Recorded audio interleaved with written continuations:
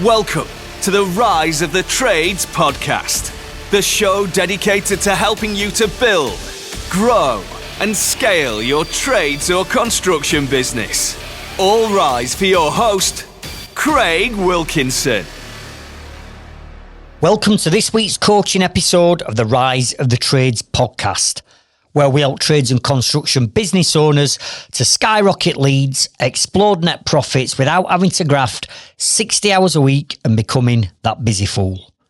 In this episode, I'm going to be teaching you how to become a better leader and boss by doing 5 simple things in your business. If you want to build it, if you want to grow it, if you want to scale it, you've got to become a better leader and version of yourself.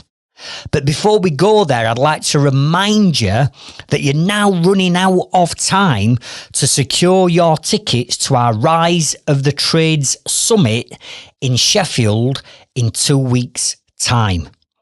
At this event, you're going to get an opportunity to network with over 100 of the most professional tradesmen and women in the UK. You're going to get a masterclass coaching session from me live on stage around video marketing. And we've got an incredible guest speaker that's coming in that's got 4.1 million followers, who's going to be teaching you his strategy on how he's using social media and video marketing to generate more leads. The link is in the show notes and the description to secure your ticket now. Now let's transition over to this week's coaching episode.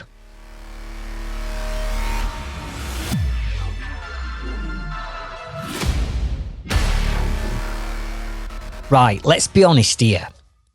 If you are one of these business owners that are under pressure, and I get it because we've all been there, and you're feeling overwhelmed, and that's leading you to moaning about your team, moaning about your customers, saying things like, nobody cares as much as me in my business, my team keep messing up on jobs, my apprentices don't listen, customers constantly take the piss, suppliers can't get materials to jobs in time.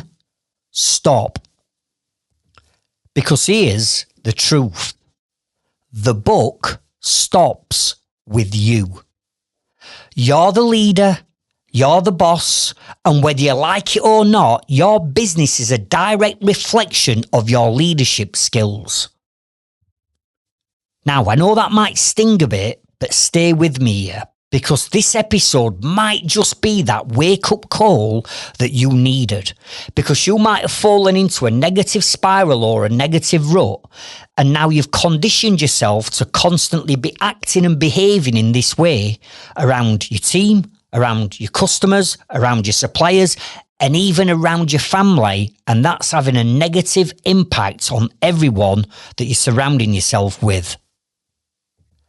Look, I get it, because I've been there. In the 32 years I've been running my trades and construction businesses, right? I've sent team out to do a job, and then they come back and the job, they're telling me it's finished, but it's not, it's half done. And now I've got to send them back again the day after to do it right. And it's frustrating.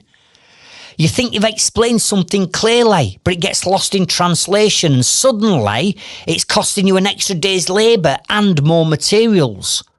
Or when your customer starts ringing you and moaning that things haven't been finished, and you're stuck in that middle ground firefighting because your team have told you the job's done, but your customer's moaning and groaning and complaining at you that the job's not done, it's frustrating. It winds you up. And it's easy to do, but we start to blame everybody else, don't we? We blame the lads or the lasses on site. We blame the apprentice. We blame the customers for being awkward. We're blaming everybody, but we're not taking a long, hard look at ourselves, because deep down, if you're being honest with yourself, you know that the buck stops with you. It's your business. And therefore, anything and everything that comes out of your mouth and your behaviour and your actions to other people is going to set a precedent within your business. think about it for a minute. Imagine a football team or a sports team, right? If the players aren't performing within that team, if they're disorganised, if they don't know the positions, if they're arguing on the pitch, if they don't know the rules of that game, right? Who gets the blame? It's not the players, it's the manager. Why? Because the manager sets the tone. It's the manager's tactics, it's the manager's culture that they're all playing that game towards. And your business is no different. You're the gaffer, you're the boss, you're the leader. It's your standards, your values, your morals, your beliefs. And if all of that is unclear, then guess what? Everything falls apart and turns to chaos. And this is why most trades business owners end up at some point hitting that brick wall. And they wonder why they're stuck in the same cycle year after year after year. Jobs go wrong and over budget. Staff come and go. Customers don't come back to you. And here's the scary part. It's not because you're a bad tradesperson. Most of you are absolutely brilliant on the tools. You can build, you can wire, you can plumb, you can fit kitchens, fit roofs, skim walls with plaster. You can smash your job out of the park, but running a business isn't about how good you are with your hands. It's about how good you are with, write this word down, people. You see, leadership is the difference between being a busy full tradesperson and being a business owner with freedom of time and money. Now, I know it's not easy, and no one taught us all this stuff at school or at college where you did your apprenticeship. No one's hands your manual and says this is how you build, grow and scale a business the right way, or here's a manual how to become the ultimate leader and great boss. And most of us, we've had to learn the hard way, me included, through trial and error, through pain of losing good subcontractors or good members of staff and employed staff, through the stress of jobs going wrong, through sleepless nights and wondering, is all this lot worth it? But here's the thing, nothing is going to change until you step up and start to become a better leader and lead your team correctly. You can't expect your team to magically overnight become the ultimate team and get so much better if you don't invest time into yourself to become better. You can't expect your customers to respect you if you don't set boundaries. And you can't expect your business to grow if you're still blaming everybody else for the situation that you're in. You've got to take ownership, accountability and responsibility because the buck stops with you. It's your business.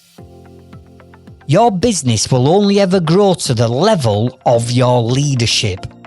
And if you feel like you're stuck, the chances are it's because your leadership is stuck and you've taken your leadership skills as far as you can.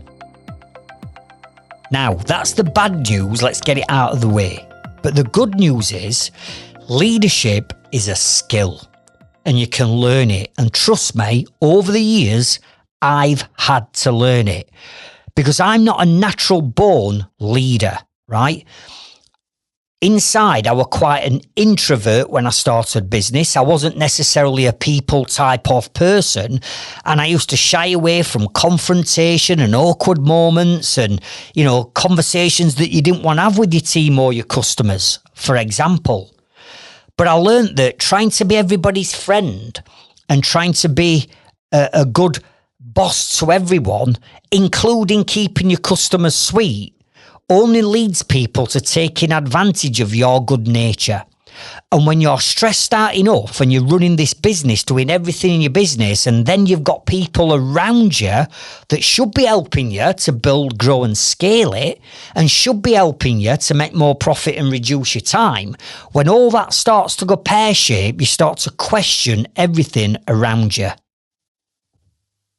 So when this started happening to me, in fact, it was about 18 years ago. And I know 18 years seems a lifetime away, but 18 years ago, I thought, you know what? I've got to do something different in my business, because whatever I tried, we'd take 3 steps forward and then 5 steps back. And because I was under pressure, and because I had got cash flow problems, and I were working stupid hours, and I got relationship problems at home and everything else that running a business can bring for you, I'd almost got this persona of being like an angry little man. Honestly, there'd be times where, seriously, and I share this on my inner circle, there'd be times where I'd go on to one of my jobs and we'd have 7 jobs running at a time, whether that be 7 loft conversions, 7 extensions, whatever. We'd have 7 on a go at a time. And I'd go on to a job. First of all, I'd dread going to a job, because the team on the job I might have already had an argument with, or maybe I'd not got enough money in the bank the previous week to have paid the wages and now I owe money. The customer weren't happy because things had been delayed and now we're behind on jobs. And I used to go dreading to walk into that job. So straight away, my whole persona were negative. And then I'd go up into loft, and you could bet your bottom dollar back then, every time I turned up on a job, it didn't seem to matter what time of day it were, they were on a break, right? They were sat down having a cup of tea. And I'd walk in and they go, "Oh, we've just sat down." I'm like, "Yes, I know you fucking have. Every time I seem to come, you're on a break." And then I'd pick drawings up and I'd look, and I'd be like, "Hang on a minute, that stud wall's in wrong place, innit?" And I'd look back to the drawing while they're all sat down having a cup of tea and a sandwich. And here's me walking round job, tripping over all shit and crap all over the floor, untidy workspace. And then I'd go, "Hang on a minute, Fred, or Billy, or John, or whatever. This stud wall's in wrong place." And they'd be like, "No, it's not." And I'm like, "It is." And I'd be like, "How the fucking hell can I walk onto a job and we in a minute of walking onto that job, see that stud wall is in wrong place?" And because I'm always stressed and angry, what I'd do is I'd pick up a S-wing hammer, and then what I'd do is I'd put the hammer straight through a plasterboard in stud wall, or I'd literally put my foot straight into plasterboard. "Right, get that wall down, move it over there. You can't do anything. I fucking walked on job and I've spotted this already while all your lot are sat on your arses doing sweet FA, blah, blah, blah, blah." That's how I used to react.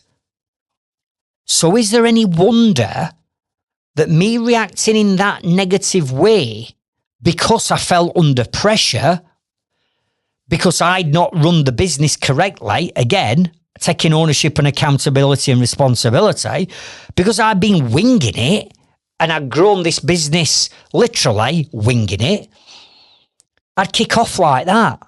So what signal would that be sending out to my team? That'd be sending the signal out that they can do the same behaviour as me. They can act in that way. Or I'd go onto a job and I'd go, "I've just come off that other job." And then what I'd do is I'd have a pop at the lads on that last job. Or I'd have a pop at the customer for having a pop at me. And I'd take this on to the next job. Are you with me? So now I'm complaining to the other lads on that job that the job that I've just been to, they're miles behind, that the customer on that job's a pain in the backside, and I'd share all this with the team on that job. So what is that now telling that team?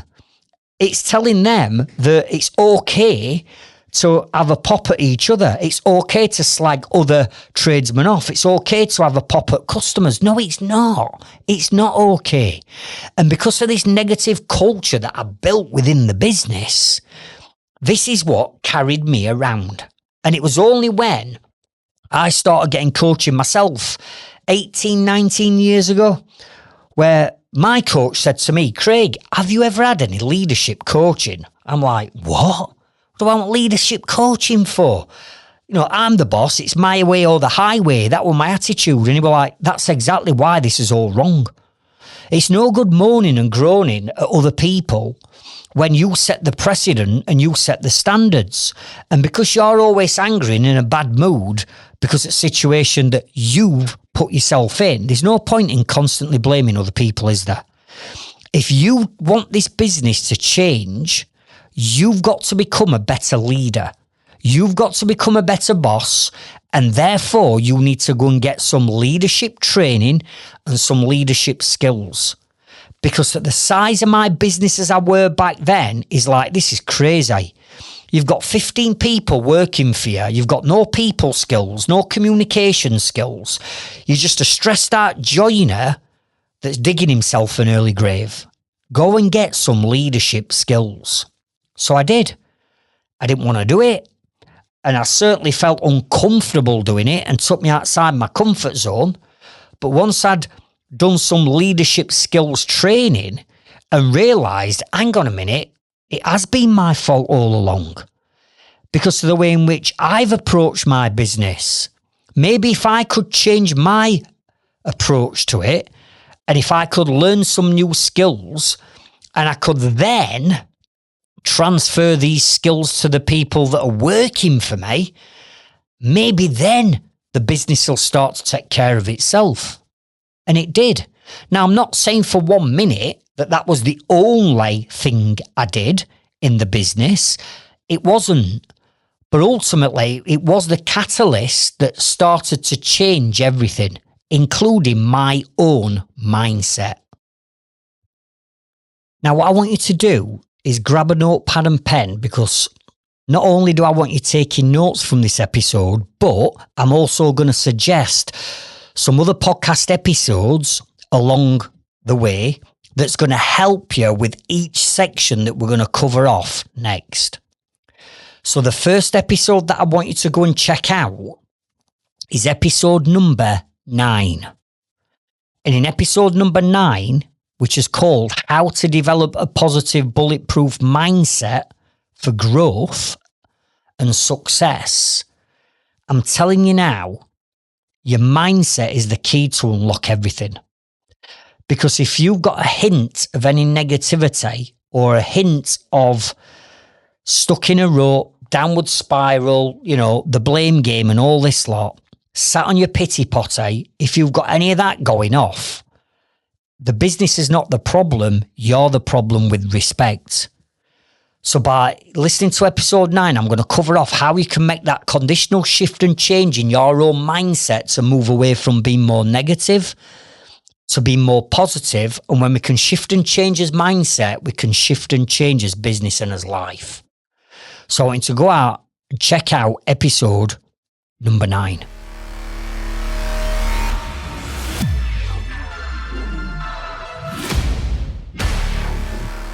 Now, in this chapter, I just want to drill down on what I would consider the 5 negatives of a poor leader, right? And I know we've already touched on some of the pain points in the previous chapter, but having coached over 30,000 tradesmen and women, I know for sure that these are generally the 5 things that constitutes a poor leader. Now, we're not going to delve in them too deeply, but I want to cover them off, because what I want you to be thinking about as I'm rattling through these 5, I want you to be thinking, actually, is that me or is it not me? Because if all of these 5 things you're not doing, then you'll be a good leader, as you are now. Never mind the 5 things I'm going to give you to improve. But I want you to go through these 5 and be honest with yourself and say to yourself, actually, that's me. I've not been doing this correctly, and maybe it's time that I have a change in mindset, okay? So get a notepad and pen and write these 5 things down. The 5 most negative things to a poor leader are as follows. Number 1, if you've got a high turnover of staff, or subbies or employed staff aren't hanging around for very long. And you've probably heard the phrase before, people don't leave bad jobs, they leave bad bosses. And that's true. I can't tell you how many times I've spoken to business owners who are tearing their hair out because they've got somebody good that's working for them, and then they hand a notice in, or they land on a good subby, and then that subby finishes that job and goes on to another one, and they can't get them back. Think about it. If you make your staff feel undervalued, or you're having a pop at them all the time when things go wrong, or there's no praise when things go right or a job comes in on time, or there's no incentives or bonuses, or you're paying them the least amount you can get away with because you're not pricing jobs correctly and therefore you're not making enough profit so you can't afford to pay them decent money. If you're not giving them a bit of leeway and a bit of time off, if you're not treating them well, then of course they're going to go to somebody else that is going to treat them better. Come on, you do the same. In fact, when you were employed or just subbing, maybe you've actually done that. You've left someone because they were a twat, and then you've gone to work for someone else where you've got a better ride. Well, you're going to stay with them, aren't you? Number 2, write down low morale and motivation. Imagine walking onto a job where no one really cares. You know what I mean. It's that fuck it attitude that a lot of people have got in trades and construction industry, which is absolutely awful attitude to have, but they're out there. And the people are just going through the motions on your jobs. They're on the phones, they're dragging their feet, they're doing the bare minimum just to get away, they're knocking off early, they're not starting until after they've had a cup of tea and a chat about football and a fag. All this lot is screaming at me, poor leadership. So if you're constantly negative or you don't give clear direction, if you don't celebrate the wins, why would your team give their best? Here's a real example. One of the businesses that I coach in my inner circle, they're actually another joinery business like I used to have, right? And he's got a team of 6. He is a perfectionist, and there's nothing wrong with being a perfectionist. I'd like to think I'm a perfectionist, and probably so would you. But every time he turned up on a job, because he were looking for perfection, not a really good high standard, he were looking perfection, he'd start ripping into his lads for the tiniest thing that they'd missed or they'd not done to his standards. Nothing was ever good enough. Well, guess what happened? The lads stopped trying. They thought, why should I bother putting all this effort in? Because I'm going to get ripped apart anyway. And within 6 months, his productivity had slipped by 30%. And now he can't understand why. Listen, morale is everything. People will work hard for you when they feel appreciated, when you give them a pat on the back when things go right, and you don't constantly beat them up when things go wrong. Number 3, I want you to write down poor communication equals mistakes. And this one's huge. Poor communication can kill your trades or construction business. How many times have you had this happen to you? Where you think you explain everything crystal clear to someone, but that employee or that subby ends up hearing something different and that job gets messed up. It could have been they've used the wrong size pipe, the wrong colour tiles, or the wrong kitchen layout. One small miscommunication can cost you hundreds or even thousands of pounds, and God knows how many hours of wasted downtime. If you're not crystal clear and have systems and operation procedures in your business to show people and to delegate people correctly on what you want them to do, then you're opening the door up to more mistakes. And the more mistakes that are made, the more money you're losing, the more time it's costing you, and I dare say it's costing you your reputation too. Number 4, I want you to write down damage reputation. And I know we've just touched on this, but in the trade, your reputation is everything. You can spend and invest years building it up, and you can literally lose it over one job or a handful of 1-star negative reviews. Now, poor leadership doesn't just affect your team internally, because your customers can see it and they feel it too. They can spot disorganisation from a mile off. If your team turn up late, they look scruffy, they stood outside customers' houses, flicking tab ends all over the show, You've got a van that's scruffy. You've got delivery tickets all over your dashboard. If your team are arguing on site, if they're using bad language on site, if they don't know what they're doing, if there's nobody there to lead them, if everything has to go through you, the boss, and they can't make decisions for themselves with the customer's thinking this business is a joke.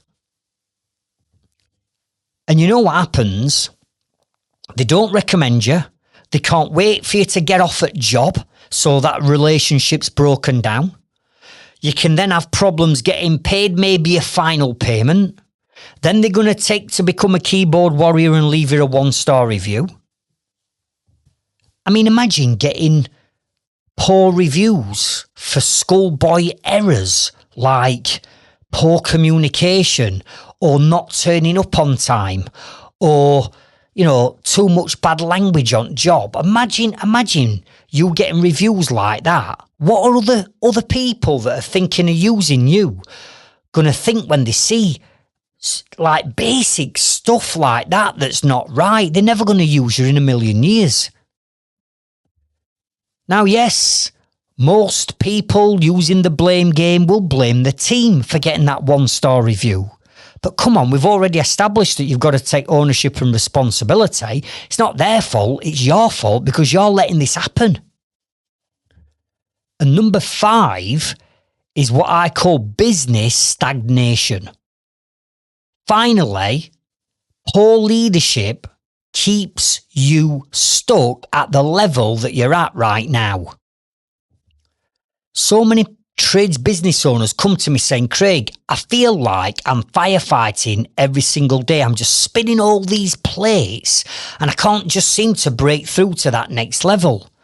And the reason for that is that you've not become the leader that the business needs, and you've not then taught leadership skills to your team. You've not delegated them really good skills to anybody else. So if you're still the only one who has to answer all the questions in your business, check every job, fix every problem, deal with every customer, order all the materials, organise labour, then you're the bottleneck in your business. Your business can only grow to the level that you're willing to let go and lead properly. Poor leadership means you're trapped. No freedom, no growth, just stress, stress, stress. Until you face that, nothing's going to change.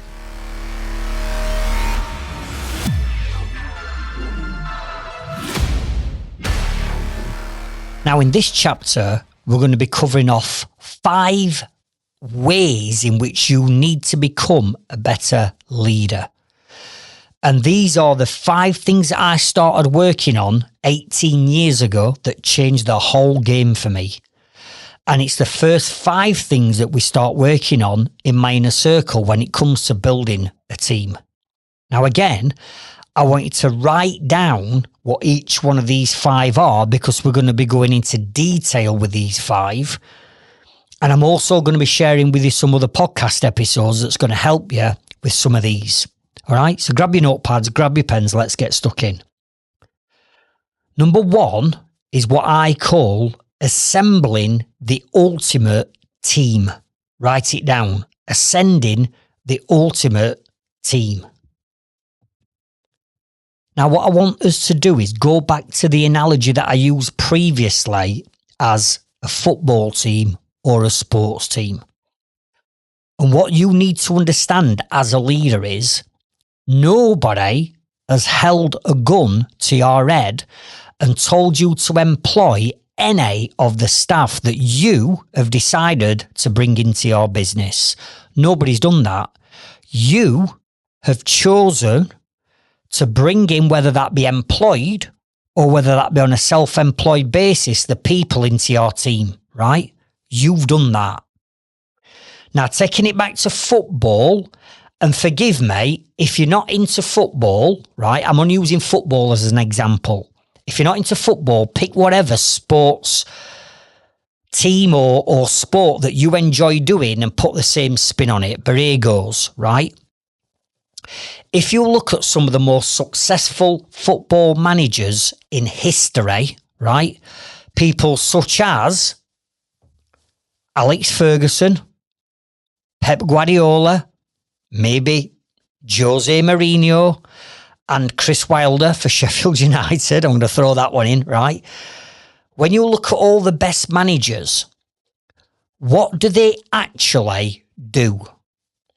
And what I mean by that is forget about money that the club has got. The best managers in the world want the best team players playing for them. So when they cross that white line and they go onto that pitch, that team player, if they're highly skilled, is going to help to contribute to winning that game, getting them 3 points, right?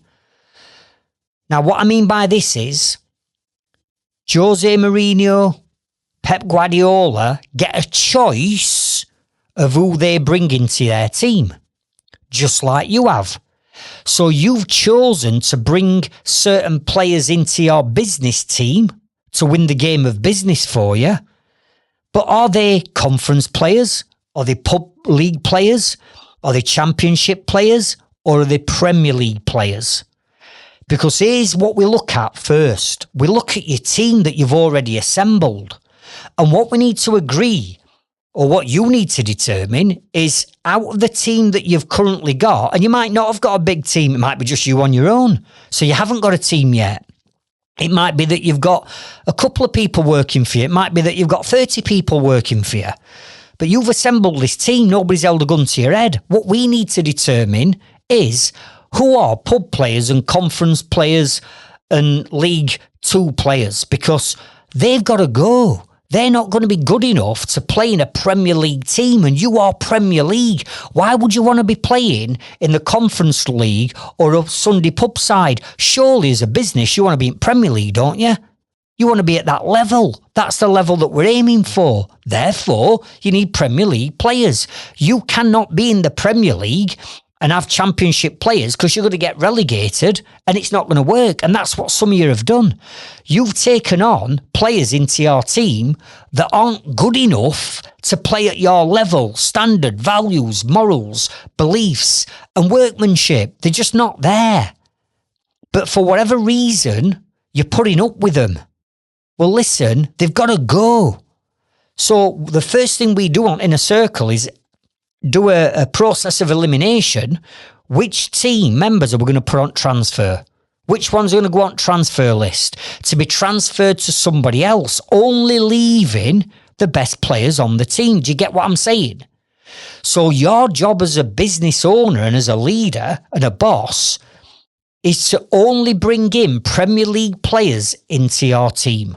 And for some of you, you're carrying, with utmost respect, you're carrying players because they're pub players, not Premier League players. So the first thing I want you to think about is who's out, and then what players do you need to bring in to fill those positions in the team, but when you transfer them into your business, the Premier League players. Now, it's the same analogy as football. Whether you agree with it or not, if you're a Conference League player, you're going to earn £1,000 a week. If you're a Premier League player, you're going to earn 100 grand a week. Now, you've got to think about the offering and the package that you're putting together to entice new players, Premier League players, into your team. Because if you're going to be offering a poor package, as in low wages, no incentives, no bonuses, no perks, no pensions, no bonuses, all this lot, if you're not going to do that and you're paying peanuts, then you're going to get pub players. Whereas if you brought in a package where you paid your players as high salaries as you can because you're pricing your jobs correctly, and therefore the price of their wages are going into your job anyway, and you've got some good perks and benefits, you can then approach other businesses, i.e. other clubs, and put a transfer request in to their best joiner, best plumber, best roofer, best scaffolder, and you can then transfer them into your business because you're playing at a higher level and you're going to offer them a better package. You see what I'm saying? I only want people working with me that are Premier League players, and if I've got to pay more for a Premier League player and to keep them, then so be it. But that's reflected in the price of the job, which comes down to your authority and your branding and your marketing and your brand awareness to attract the type of customers that are prepared to pay that type of money for the best quality job. So where do you sit in this? Have you brought in pub players, or have you got a team full of Premier League players? Because if you've got a team full of Premier League players, they will run the jobs for you. They'll deal with the customers for you. They'll order the old materials for you. They'll organise other trades to come in at certain times on that project. They'll be amazing with your customers. They'll get you a video testimonial. They'll get you a 5-star review. And they'll even get you and educate your customers on a referral strategy to find you more business. So evaluate where you're at, because none of this is possible without the best team.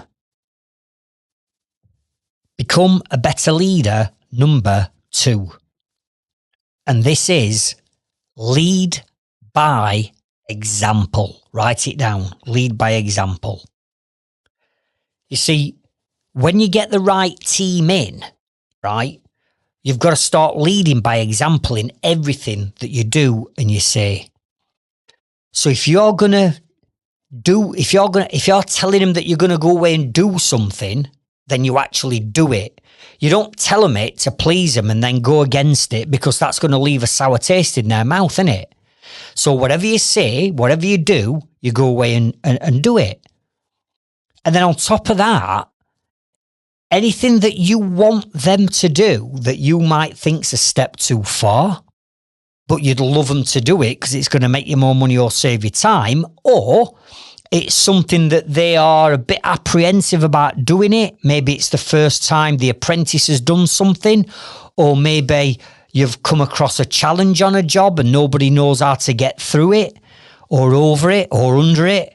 Then you go, you get your work clobber on, you get your tools, and you go and sort that problem out. And you lead by example with your team. Let me give you an example of what I'm talking about. You know, there'd be years ago when we used to build extensions, mainly single story.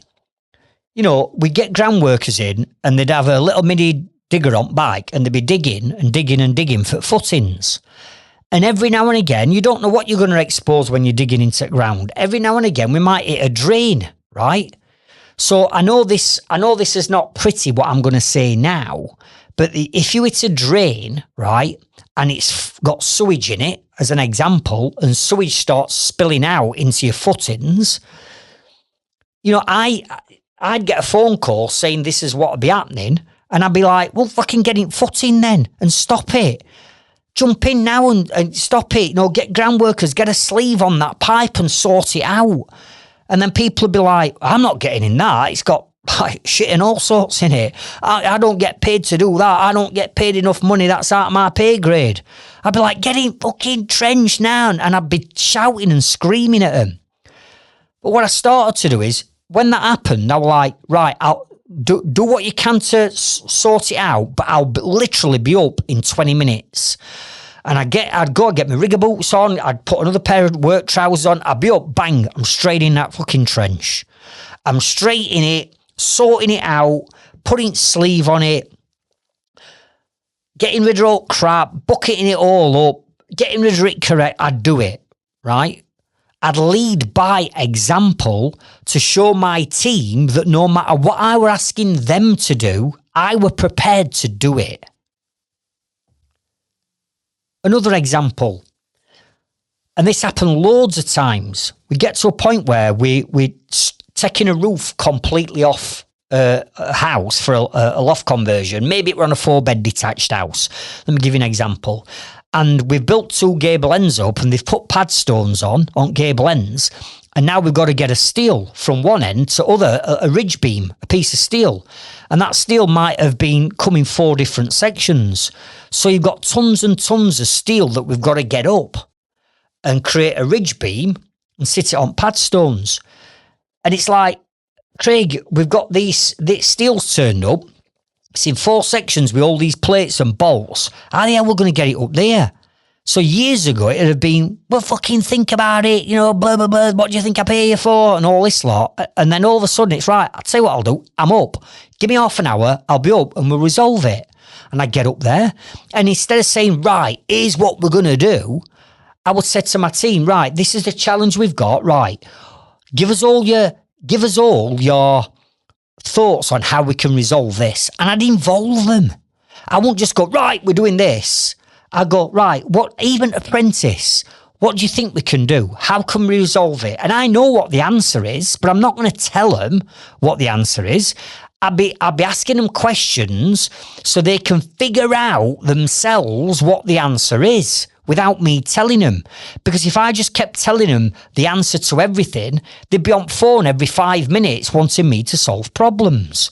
So being a good leader is about involving your team and collectively coming up with the solution to the problem.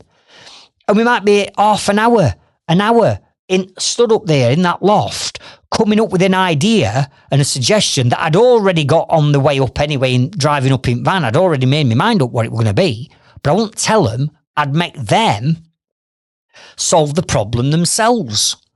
But once the problem's solved and we've got the strategy of what we're going to do, i.e., let's get a crane, let's hire a crane and let's crane the steels in and let's build towers underneath each section out of 6x2 to cope with the weight of each piece of steel. Once we've done that, it won't be, right, lads, I've solved the problem, you crack on and do it. It'll be, right, here's what we're going to do. We're going to get a crane in. Here's the crane company that we use. I'm going to ring them up now. Listen to what I'm saying to them and let's get it booked in. And oh, by the way, team, here's the number and the contact for the crane company, because next time we come across this issue, you know how to solve it. All right, okay, yeah. And then they put number in phone. Right, here's what we're going to do then. We can't get crane now till tomorrow afternoon, but what we can do, what can we do in the meantime? And then someone will go, well, why don't we build the towers? Brilliant. I won't just go, right, I'm off to office, you built towers. It'd be, right, okay, come on then. Have we got any 6x2? Yeah, right, come on, let's get building towers now. And then the day after the crane had come, the steels would be lifted up onto pads and onto towers that we built. I'd be straight up there with ratchet, tightening up all bolts, get laser level on it, and I'd be, right, team, we've done a great job of that. And I'd make every single one of them know that I appreciated the help and the support and the effort, not only in the physical side of doing it, but also in coming up with the ideas and coming up with the suggestions. But doing it that way, what have I just taught them? I've just taught them a system and a process that next time we get a job like that, I've almost delegated that to them. But I'd led by example and I did it all with them. I didn't do it myself. I did it with them. Therefore, they've got the skill, they've got the leadership, then they've got all the things that they need to overcome that issue next time they do it. So we've got to be thinking, as good leaders, as good bosses, we've got to lead by example. And once we've done it once and delegated it, we don't have to do it again. Do you get what I'm saying?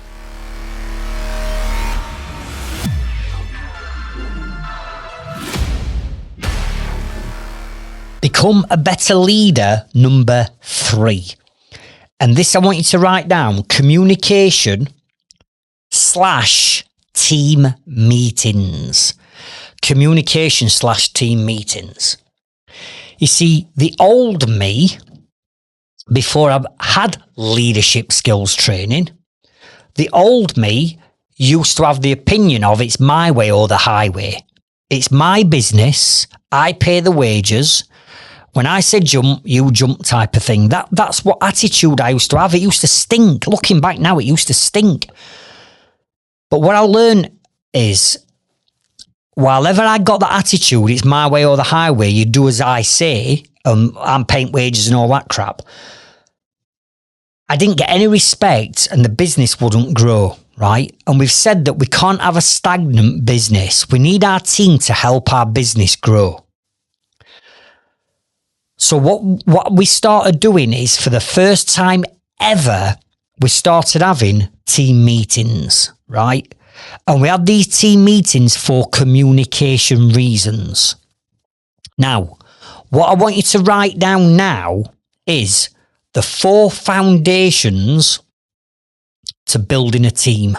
Write that down, the 4 foundations to building a team. And in these team meetings that I started to have, the first thing I did was share the vision of where the business was going.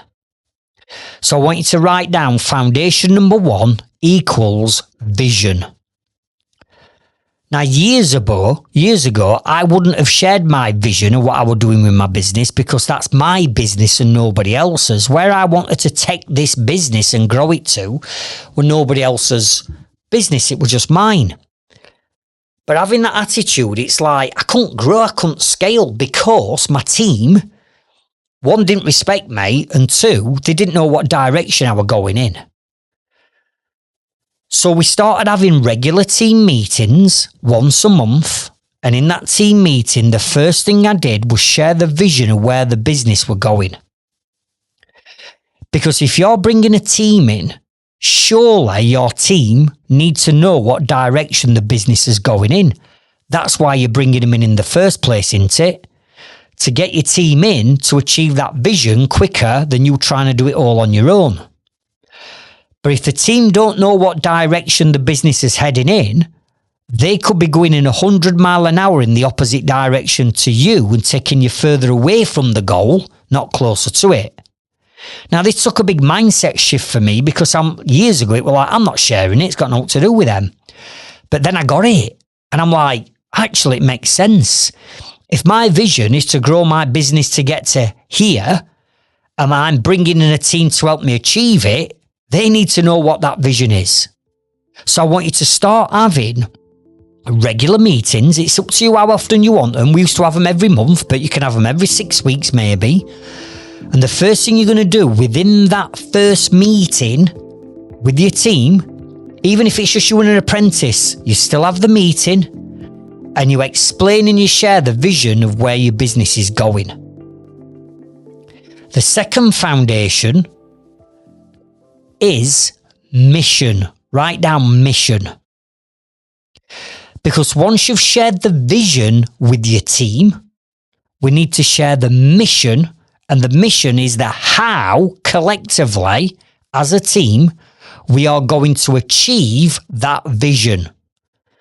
We need to do things. We need to implement new strategies, new vehicles, new staff, new website, new service mate, whatever you're bringing in. To get to that vision, something's got to change. And that's the mission. That's the how we're going to get there. What we're going to change, what we're going to do collectively as a team. So in that meeting, you're also going to share all the changes, that your positive changes that you're going to bring in, that your team are going to work to get the stepping stones in place. So once you achieve the mission, you're taking a big step in the right direction of hitting your vision. Do you get me? So the vision is the direction, the end result. The mission is, what are all the steps and stages and all the things we need to change as a team to make sure we can hit that vision. Foundation number 3 is what we call culture. Write it down, culture. And what I mean by culture is everything that we're talking about in the first part of this episode. That negative culture that I had bred into my team. Remember, it weren't their fault. It was my fault that my team weren't performing correctly. It was my fault that there were a breakdown in communication. It was my fault that jobs were going wrong. Not theirs, mine. So I created a negative culture way back. But then when I realised, hang on, if I've had this shifted mindset and I'm getting more positive and I'm getting more of a growth mindset, then what I need to do is that culture needs to filter through all my team. So I don't want people working for me who are Premier League players that are moaning, groaning, bitching, whining, complaining, can't solve problems, can't communicate with a customer, can't organise more labour coming in, can't order materials. I don't want that. I want a Premier League player that's positive, trustworthy, reliable, honest, hardworking, good communicator. And if I'm that, and I teach my team how to do that, and I delegate these leadership skills to them, then I'm going to build a culture where everybody's singing from the same positive hymn sheet. Rather than me possibly, back in the day, being negative and bringing in a good member of staff who was positive, who got all the attributes I wanted, but I scared them off and they left me because I'd created such a toxic, negative culture. So it's up to you. Again, nobody holds a gun to your head and tells you how to create the culture in your business. It starts and finishes with you, the business owner. Now you look at what we do in all my businesses. And everything is a positive, helpful, supportive culture. You've only got to look at the Trades Freedom Club, this podcast, our Facebook group, our Growth Club and our community, our inner circle. You've only got to look at that to see the positive impact that we're having on people's businesses and lives. But that's because I've started that culture as the leader. So it starts with you and filters through. And again, within these team meetings, not only are we going to be talking about the future vision of the business, not just talk about the mission and how we're going to get there as a team. We're also going to be talking about our culture and how we're going to get this business a really good, happy place to work and be part of on this journey. And then what I want you to write down is foundation number 4. And foundation number 4 is what I call rules of the game. Write it down, rules of the game. Now, what I want you to imagine here is when you bring this new Premier League player into your team, they've got to abide by some rules. I mean, think about it. When you put your team onto a pitch, there's certain rules they've got to abide by to win the game and get 3 points.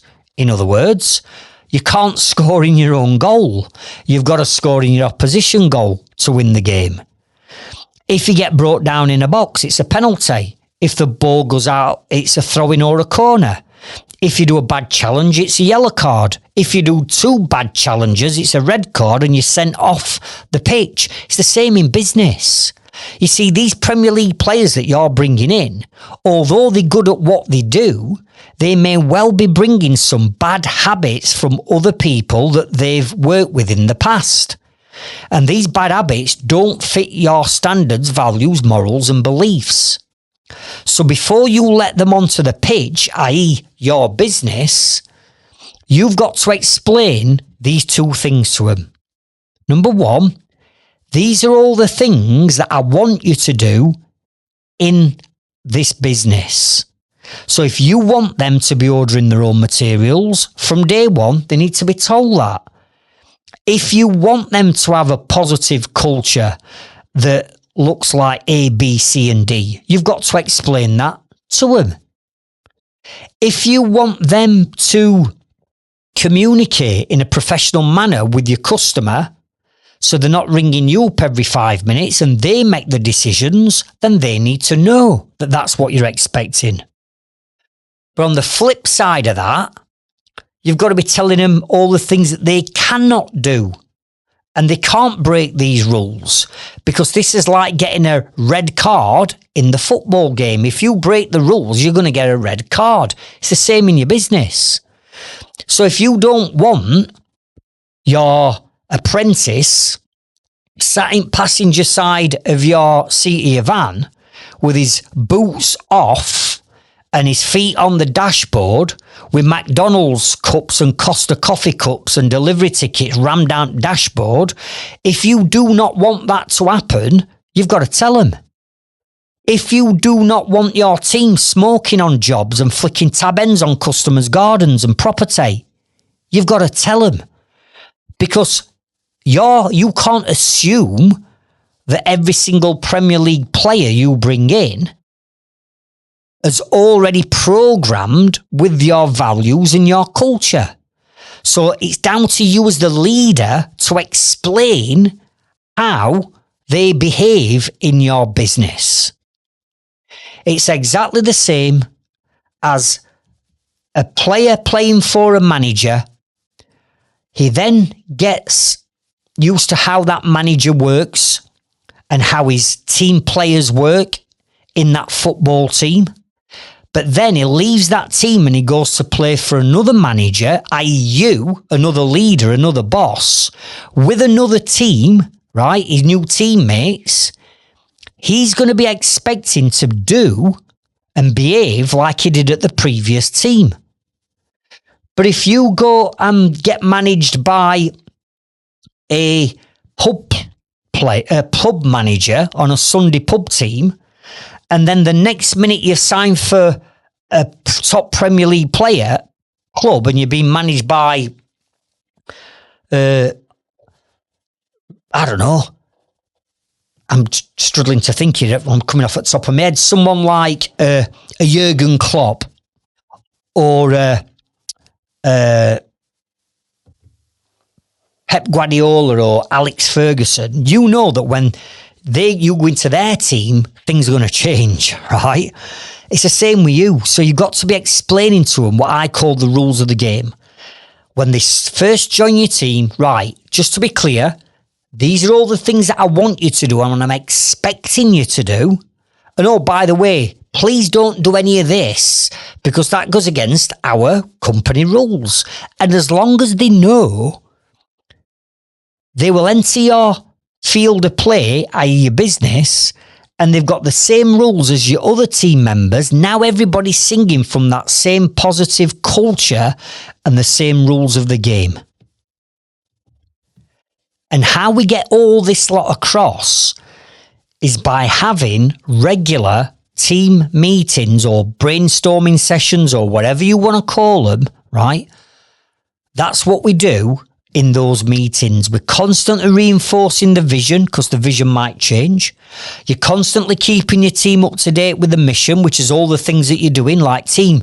You know, now we're in a position to have a new website built. And if we have a new website built and we can get more leads coming in, we can take on another fitting team, which means we'll get another van. Are you with me? You're sharing the vision and the mission with them whilst establishing your positive culture within your business at the same time as reinforcing any rules that might be changing.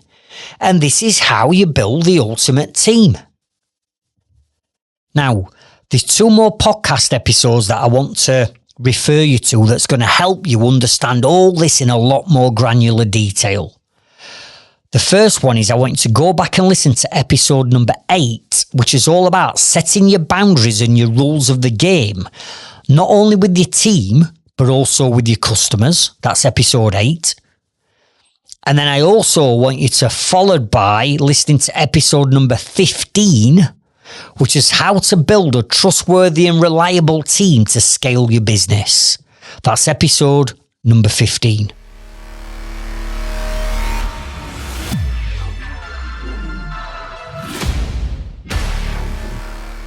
Becoming a better leader, number 4. And this is what I call, write this down, support risk taking. Support risk taking. Now let me explain what I mean with this. I am, or I was, if I'm honest, I am a little bit still like this anyway, what you call a control freak, right? And no doubt you will be the same in your business too. And the reason why we're all control freaks is this. You set up this business from scratch, which is your baby. So you've conceived your baby. And every month and every year, or dare I say in my case, after over 3 decades, your business and your baby is growing and growing and growing. So in the early days of your business, you're the only one that knows how the business runs from top to bottom because you have to do literally everything. So you're the only one who knows how every single part of your business works. All them cogs, all them moving parts that makes your business function, you know how everyone works, right? So when we bring other people in and maybe start to delegate some of this to other people, we're scared to death. Because this is our baby and we've got to protect it. We don't want anybody harming it. We don't want anybody abusing it. We don't want anybody upsetting our baby. And therefore we want to protect it like a parent would do over everything. But the biggest mistake I made back then is I took this control freak to a whole new level. Because I'd try and delegate something to somebody, and that could be an apprentice, that could be another joiner, that could be my new member of staff in office who we brought in to help with admin. It could be anyone within the team. And because I tried to, what I thought was delegating to somebody else, and here's me thinking, right, I've told them how to do that, I've showed them how to do it, I don't have to worry about that anymore, it's going to get done right first time in the same time as which I do it, to the same standards that I do it. And what I'd done is I'd abdicated, I'd not delegated, I'd abdicated that role to someone. Is there any wonder that it went wrong? Right? Because the chances are somebody that you show or you spend a little bit of time with explaining what you want them to do, they're never in a million years going to do it to your standard, in your time frame, to your capability and how you want it doing. They're just not going to do it. Therefore, they cock up. This could be the apprentice has done something wrong. It could be the joiner's done something wrong. It could be the admin person has sent the wrong invoices to the wrong customers with the wrong prices on, right? It could be any of that. And what do? You're pissed off because you're like, hang on a minute, I've just paid you to do that job that I've told you 5 times how to do it. You've still got it wrong. After the 5th time, I've had enough. So what I'm going to do is, now you've wasted my time and now you've wasted my money, I'm going to bring that back under my responsibility and I'm going to do it because at least I know that if I do it, it's going to get done right. But in you doing and saying that and you being in control of everything, all that's happening is your working hours are going to go through the roof. Because every time you take on another role from anywhere, your working hours are going up because it's you that's having to do it. And as we know, business owners, if they've not got the right team and they've not got the right systems and they've not gone through the 5 steps to delegation and what they've actually done is abdicated and not delegated, then that person is going to get that role task wrong and therefore you're going to get frustrated. Now, this used to happen to me all the time. And I used to be like, why the fucking hell can't they just... It's not hard. It's not rocket science, this. Why can't they just do this, this and this? And it's because I were a poor, weak leader. I'd not gone through everything that I should have gone through with them. I just barked orders at them and automatically thought that anyone with an ounce of common sense could do it. But that's not how it works, is it? So I used to get frustrated. I used to shout at people. I used to tell people off. I used to put my hammer through stud walls and kick stuff about, right? Setting a negative culture. And therefore, nobody ever wanted to do anything for me because they were scared to death of getting a rocket from me.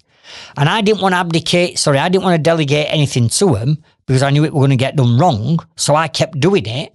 Now all of a sudden I've got a team that I'm paying to do things that aren't doing it, and I'm having to mop up their work and do twice as much work. Why? Because I was a control freak. The reason why I'm sharing this with you is step 4, as we're covering now, is called support risk taking. And what I mean by this is you've got to accept that to start off with, whatever you're delegating to someone, they're not going to do it as quick as you. They might not do it exactly the way you do it, and they might make a few mistakes in the way. But if you're going to keep beating people up and you're going to keep pulling them on every minor little thing that they've done wrong, then they're never going to want to do it right, are they? They're going to be scared to death of constantly messing up, and therefore they're going to shake responsibility, and you're going to end up taking it back on board. And you can't, because you can't do everything in your business because you've only got 168 hours in a week. So I learned all them years ago at support risk taking, and this is how it works. Write this down. The first thing that you're going to do is you're going to find something that you want to delegate to somebody else. But what you're going to do is you're going to do that, whatever it is, first of all, you're going to do it and they're going to watch you doing it. So let's say, for argument's sake, I don't know, it's an apprentice joiner and you're showing him how to hang a door. You're going to hang the door. They're going to make notes. They're going to video whatever they need to video of you hanging that door. Then what you're going to do is you're going to hang the next door together. So, for example, I might mark the bottom hinge 9-inch up front bottom. Then it's over to them to mark the top hinge 7-inch from top down. Then you put the hinge in the middle. Then you might chop one hinge out. They might chop the other hinge out, and then you'll hang the door together. Then what you do, once you have done it together and you're comfortable with what they've done, then you watch them hang the door from scratch yourself until the part where you know that they've got the hang of it and they can do it themselves. Now, this might take a week. This might take a fortnight of this apprentice shadowing you. But I'm telling you now, if I had a 16-year-old apprentice that started with me next week, within a month of working with me, they'd be hanging doors. They'd be saving me time and they'd be making me money, but I'd be delegating it correctly. And if they made a mistake, I wouldn't beat them up. I wouldn't shout at them. I'd support risk taking. And I'd be explaining to them right at the very beginning, look, this is what we're going to do. I'm going to do one and hang it. You're going to watch. Make as much notes, video on your phone, every stage of this. So you've got a procedure on your phone of how we do it in case you forget. Then we're going to do one together. Then we'll do some whereby you do it on your own. And listen, if it looks like you've made a mistake, you've made a mistake. But only by supporting risk-taking and doing it that way will I get that apprentice hanging doors within a month. Yet there's people that have got apprentice joiners that have had them for 2 years and they still can't hang a fucking door. I'm like, I don't get it. If they can't hang a door within a month of you working for you from a standing start, your leadership skills must be fairly poor, or you've employed the pub team player, not a Premier League apprentice. Do you get what I'm saying? And this is not just about people on site. This is about your admin team.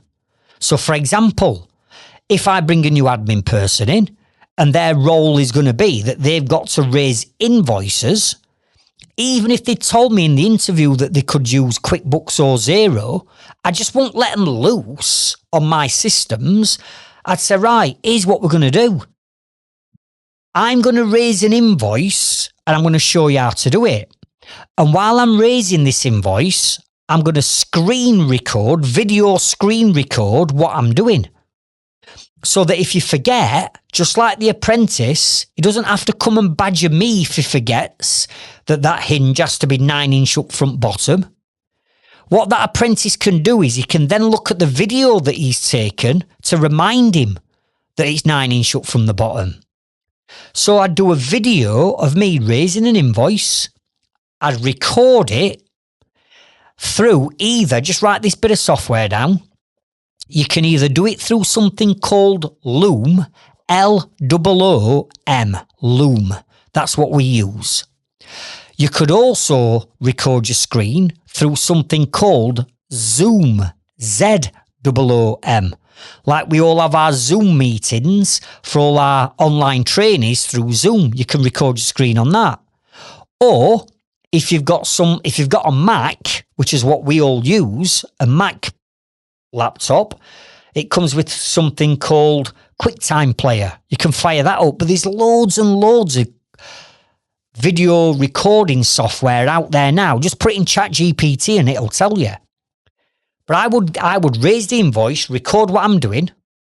Then it doesn't matter how experienced they are. I still won't let them loose. I'd say, right, we're going to do one together. So I'll log into Xero. What happens next? Watch the video that I've just done. What happens next?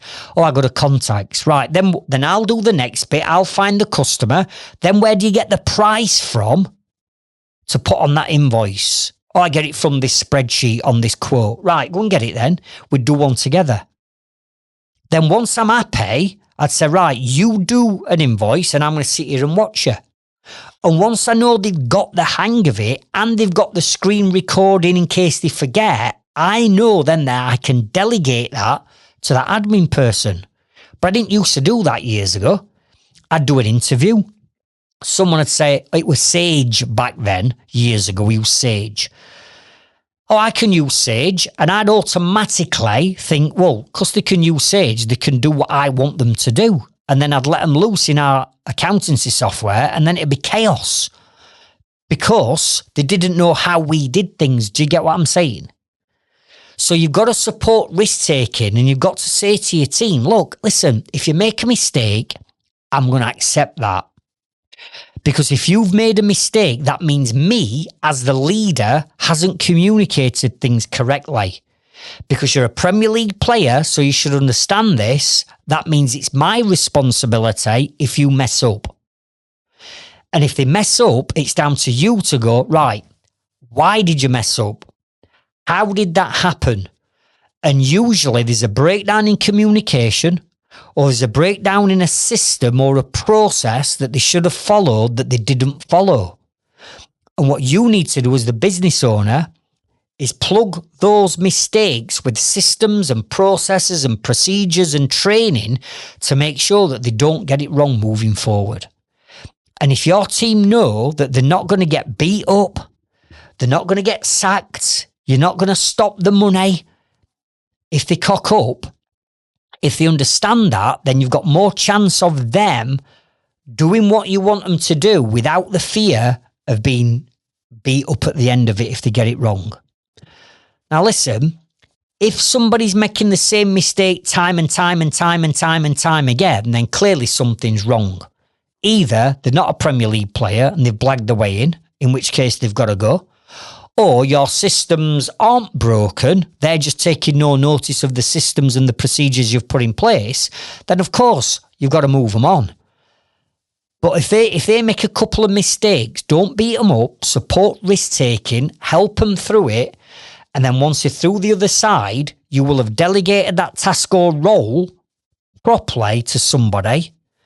Therefore, they are now making you money and saving you time.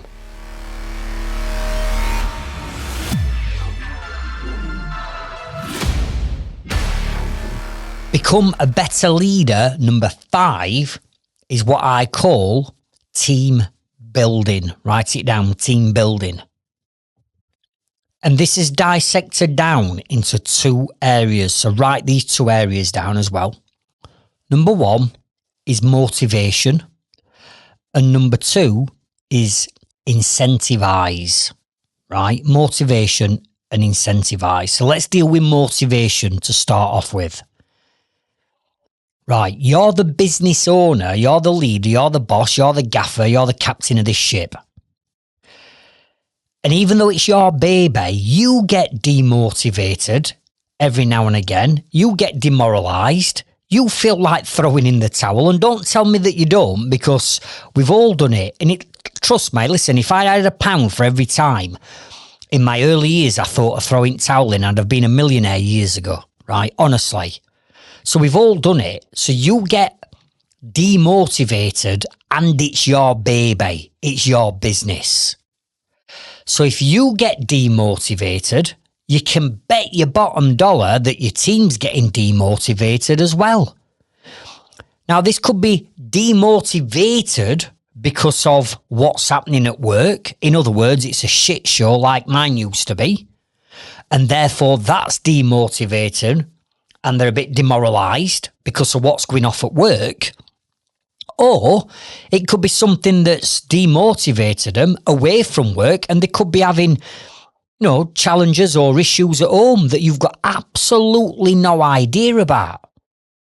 Now, years ago, I were one of these. You leave your stuff at home. You don't bring it to work. But come on, who can do that? I mean, I struggle switching off full stop. So I can't just switch off one emotion and trigger another one when I want to. People have got a lot of things going off. You've got no idea what's going off in their lives. And sometimes it gets a bit on top of them, and then they bring that into your business and they're a bit demotivated that way. Either way, we've got to understand as a leader that our team every now and again might get demotivated. So what we've got to do is we've got to put measures in place to keep them motivated as best we can, particularly around the things that we are in control of, which is what happens during working hours, which we're in control of. All right, we might not be in control of what's going off behind closed doors, but certainly we can motivate them within the working hours that they're working for us. And we've said in this episode right at the beginning, you have got to shift and change your mindset, and you've got to motivate yourself to become a better leader, right? So they need to motivate themselves, and you've got to have a hand in motivating them to be the best player they can be within your team. So here's what I want you to consider doing moving forward. I want you to think of team bonding and team building, right?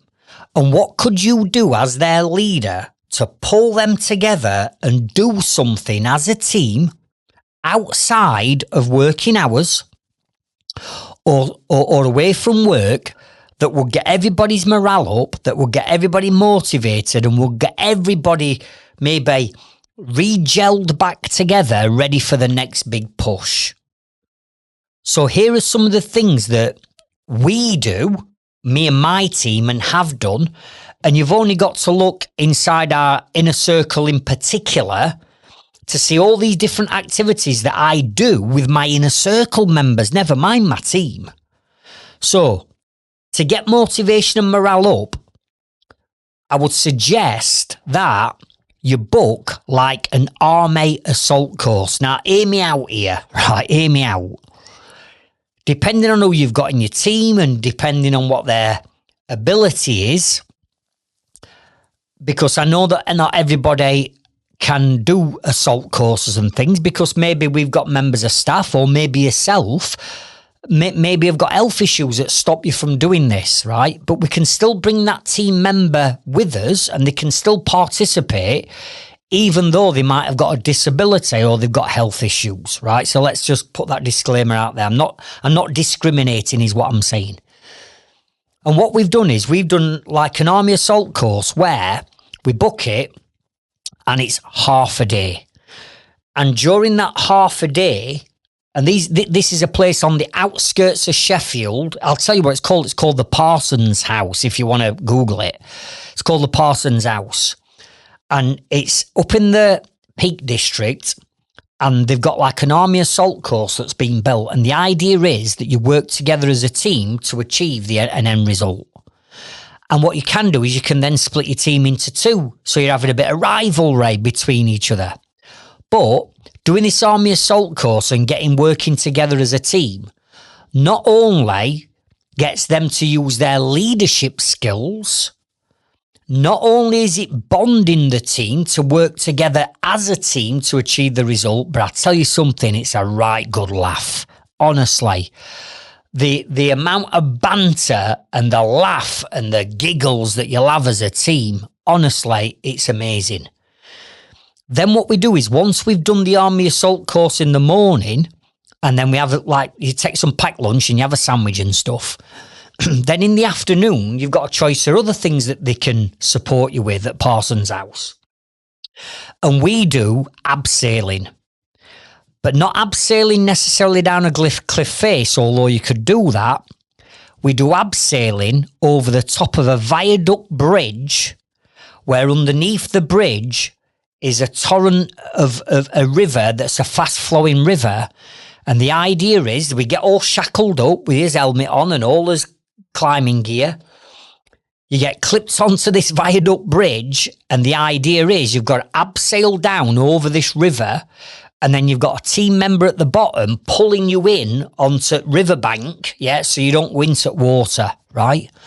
Now, I know you might think, well, that sounds a bit extreme. I'm not saying that you've necessarily got to do Army Assault courses or throwing yourself off top of a viaduct bridge or abseiling down a cliff face. But there's certain things and activities that you can do just like that as a team. And what I do is we do it in work time. So it might be a Friday where we have Friday off. It's booked into diary. Everybody's excited. They're getting paid for it. And we go and have a full day team bonding like that. Other things that we've done, and with our inner circle members as well, is we've done go-karting. So we've been and done your go-karts where you're racing against each other and you've got a leaderboard. Again, it brings all them skills out, brings the banter out as well. So we've done abseiling. We've been to Manchester and we've done The Cube. So if you've seen on television, there's that game show, The Cube, where you've got to do different activities, or so otherwise, the big red light starts flashing and you failed. We've done The Cube as a team. We've done family fun days where there's a place in Sheffield near where I live called Rother Valley, and it's like a big country park. And we said, right, we're having day off on Friday, and what we want you to, or at a weekend, we're going to have a barbecue, take barbecues, take deck chairs and everything, take a football, whatever, invite your family, invite your kids if it's a weekend, and let's have a family fun day. And we've done that. We've done the Rother Valley, it's like a big lake, and they've got like an inflatable aqua park on the lake where you've got to climb over ramps and hurdles and big inflatable things on the water. So we've done the aqua park. We've done things like just meals where we've been out and we've had a meal together, or gone out and had a social together, and not just at Christmas on your Christmas do. We've had socials. We've done all sorts. And I'm telling you now, as the business owner, yes, it might cost you a day off work, perhaps, if you're going to do it in work time. So it costs you the wages. Then it might cost you for that activity for the day. But whatever it costs you, investment of time and money into that one day, bonding and building and pulling together your team, I am telling you now that the week after, by the time they get to the end of the following week, they will have made that money back for you tenfold. Because everybody's happy, everybody's got a bit of banter, everybody's talking about it, morale is up, work efficiency goes through the roof, things get done quicker, slicker, faster, it all starts to work. Are you with me? So good leader throughout the year will put days in like this to regroup and rebond and rebuild the team bonding. Are you with me? So what could you do? As we're coming into, let's say, a new month, what could you plan maybe in a month's time with a bit of time in your diary, whether it's just you and an apprentice or you and an handful of other subbies that you might want to invite as well. I'm telling you now, it's amazing for everyone to come together. So what could you do? That's what I want you to write down. The ideas I've given you, you don't have to do them. I'm just suggesting some that we've done. What would you do?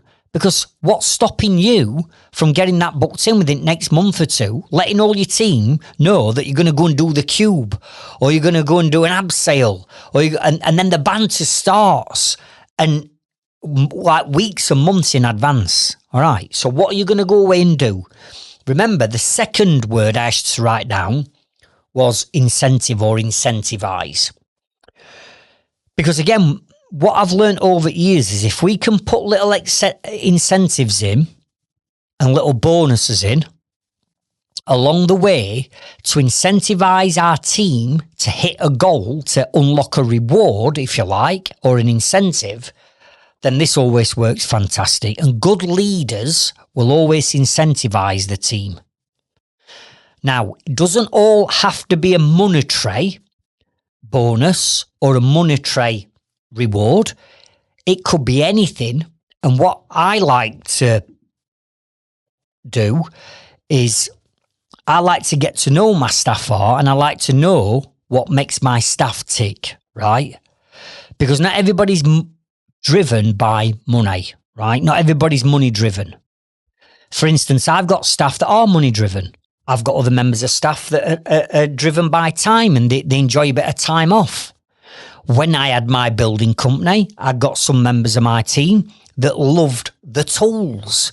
You know, if I could get someone a new Plasload second fix nail gun because theirs were on the way out, that tool to them meant the world. Are you with me? So a good leader is going to determine what makes that team member tick.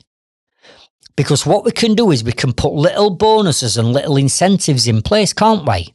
For example, if you get this job done by this date and we get no blowback, we get no comeback, I'm going to give you this incentive and you make up what that incentive is.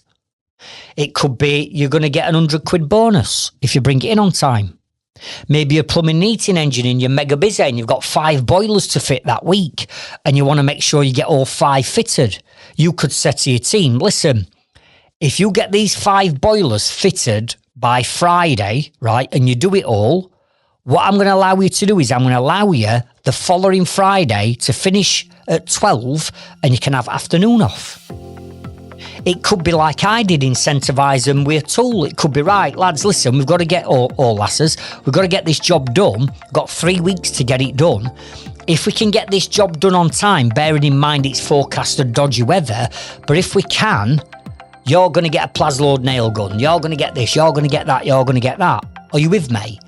And then they've got something to work towards and push towards. And if you've got a happy, motivated team, they're not going to mind staying an extra half hour a night that week because they know that at the end of that week, they're going to get the following Friday off. So it's incentivising your team with little things like that. But it doesn't have to just be around incentives on getting jobs done on time. You could set little challenges within your team. And a great challenge, if you have got a team, is this. Right, we're going to have a little challenge this month, team. And that is, we're starting a new month, and it goes like this. Whoever can get the most amount of 5-star reviews within a month, with all the customers that you're working with this month, the person that gets the most amount of 5-star reviews by the end of the month gets this. And I'm telling you now, you watch your 5-star reviews go up that month, because it will do, because there's an incentive and there's a bit of banter and a bit of competition from all to outdo each other. So therefore, you benefit from getting an extra 10 5-star reviews that month, which is gold dust for you to get that.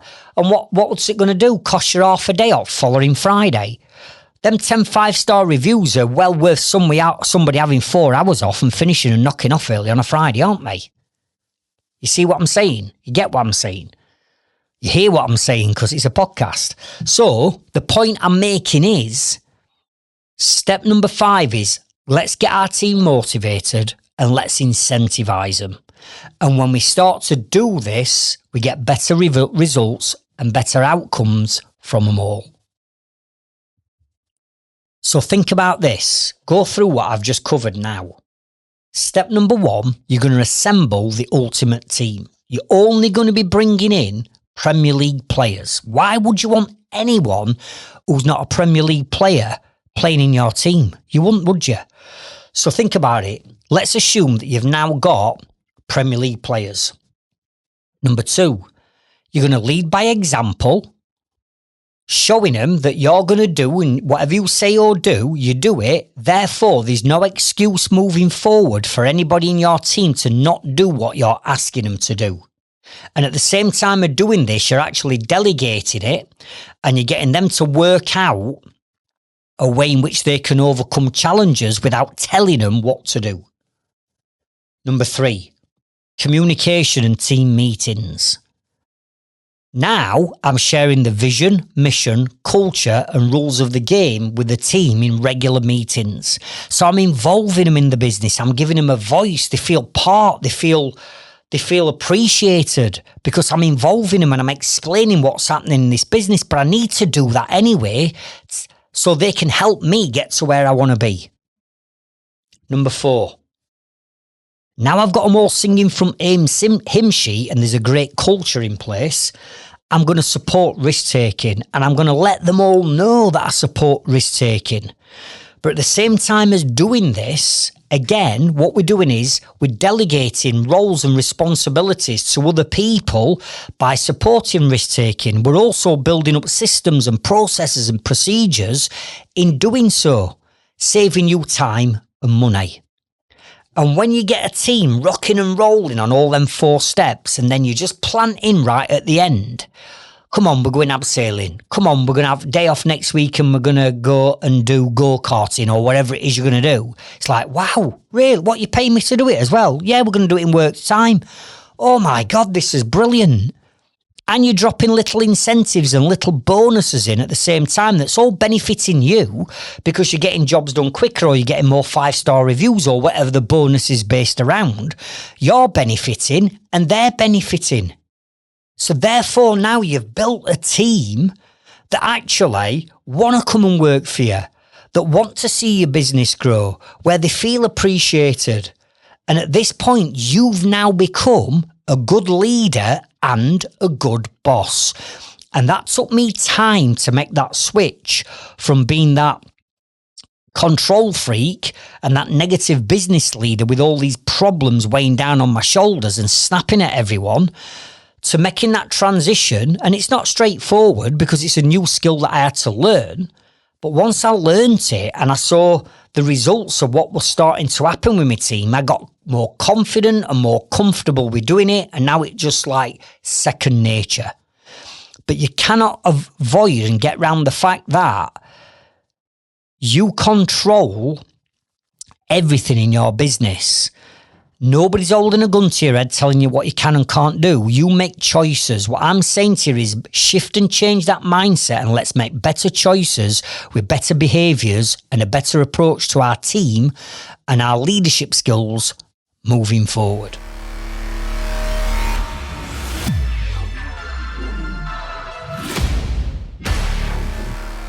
Now, what I'd love you to do is either come into our Trades Freedom Club Facebook group and community, or if you're a member of our Growth Club, come into our school community and tell me that you've listened to episode 79 and out of these 5 steps, which ones are you going to improve on the most?